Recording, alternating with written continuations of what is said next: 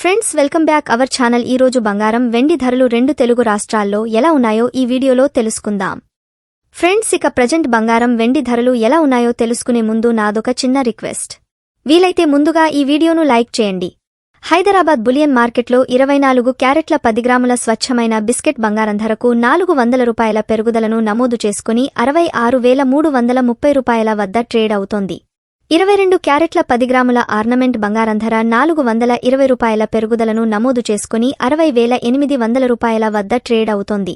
18 క్యారెట్ల 10 గ్రాముల ఆర్నమెంట్ బంగారం ధర ₹340 పెరుగుదలను నమోదు చేసుకుని ₹49,740 వద్ద ట్రేడ్ అవుతోంది.